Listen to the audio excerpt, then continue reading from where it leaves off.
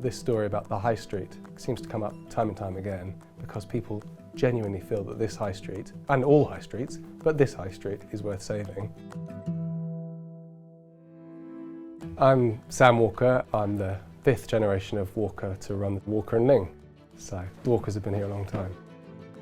Walker & Ling is a department store on Weston-super-Mare's High Street, about 150 yards from the sea.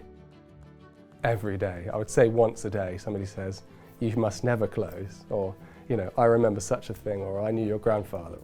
The sort of threads and stories that run along without my help are deeply woven within sort of Western society. Everybody's got a story. Somebody's auntie had their first bra fitted here in 1962, or they came shopping here with their nan in the 80s. That's quite a common one, I hear.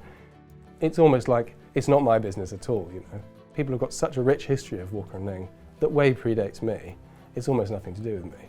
I'm just looking after it now. So Walker & Ling is a big part of Weston-super-Mare. It's been here well over 100 years. And we have regular customers. Some come in every day, some definitely once a week. And I think sometimes we're a destination point for the town, and we feel quite proud of that. The bombing in '42 that made room for the modern building we have today, the old part of the building, the dispatch, the back of the shop was spared. It was actually a fire in the end that destroyed most of the building.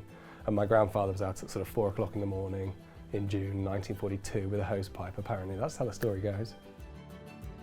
In the 50s, with no building here, they had an opportunity to build the most modern building that they could, including the pneumatic lamps and tubes, which a lot of people in Weston remember, and a brand new electric lift, which was pretty unprecedented in those days. There's lots of investment in the town centre actually, and people aren't really satisfied with the situation that they've got at the moment, and it's worth spending some time and some money making it better.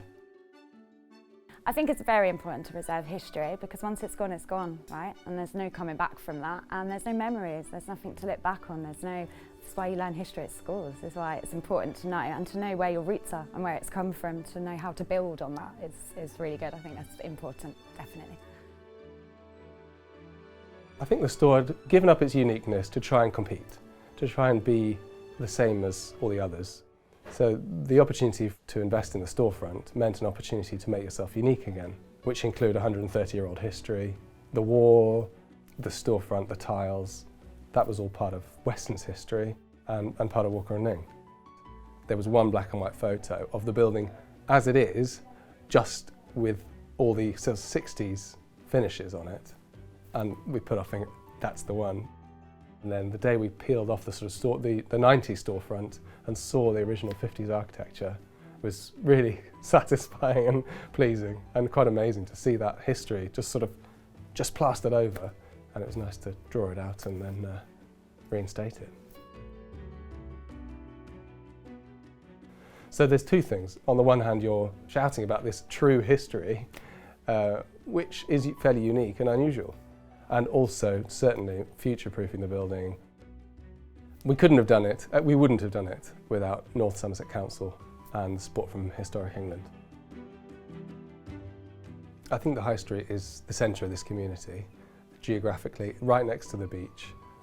You know, and there's a lot of people live in Weston-super-Mare. It's a growing town, and I would really like to see the High Street continue to be the centre of that growing community. And I really think that we have a chance.